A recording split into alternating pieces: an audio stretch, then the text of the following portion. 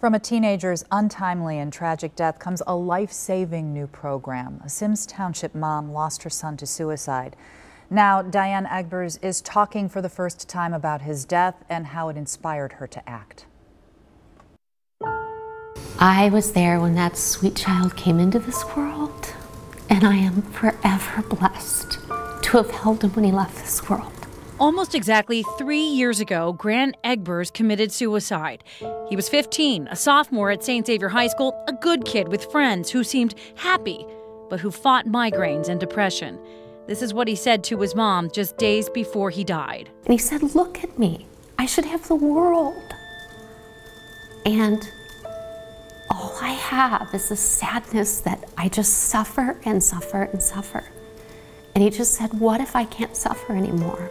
Diane Egbers can't dwell on what her son could have been. As a mother, those are things that I just can't visit yet. Instead, she's focusing on changing the outcome for other kids, their families and friends. Suicide shatters a family and all the friends around it. And you're on your knees picking up thousands of pieces, a piece at a time. And the picture is never going to be the same. But you have to do it. You have to find hope. You have to find hope. Diane Egbers joins me tonight to talk more about that program, along with the Superintendent of West Clermont Schools, Dr. Kline. I want to thank you both for being here and for your courage to speak about something incomprehensibly difficult. I can't even imagine. So thank you for being here. I have to think that in moving forward with Hope Squad, it's a way to make sure that your personal pain wasn't in vain. That's correct. Okay. You know, part of the focus of Hope Squad is that it takes a community to save a child.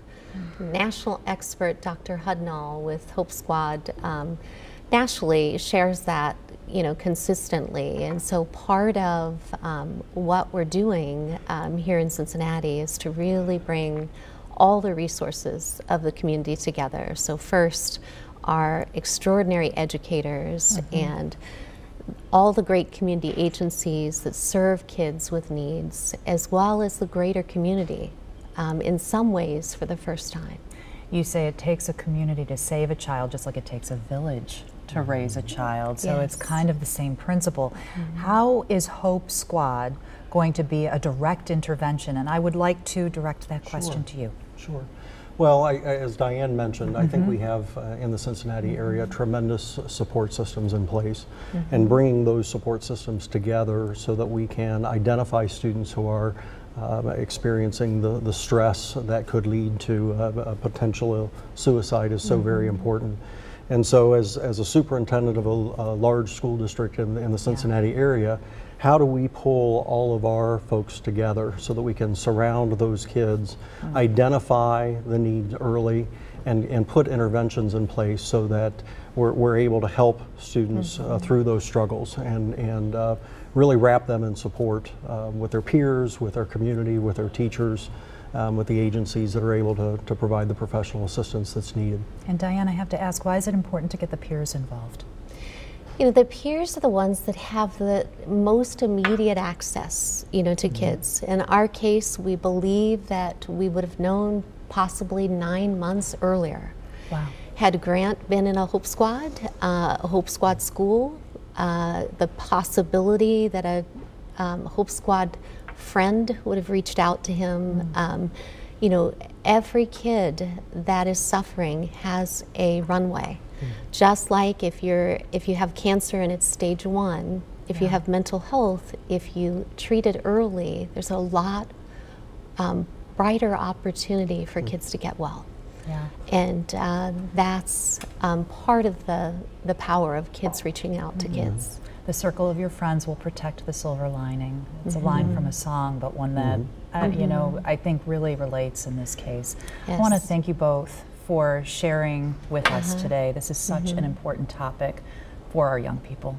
Yes. It really is. Thank you. Thank you. You bet. We are still only scratching the surface on this topic. you're going to want to share our in-depth article with your friends and your family. It's right on WCPO.com right now, and you'll read much more about the Hope Squad, including a school district using the program that went 9 years without a single student suicide. We have links to help you fund a Hope Squad in a local school, and most importantly, you'll find resources to get help for your loved ones starting immediately, right now.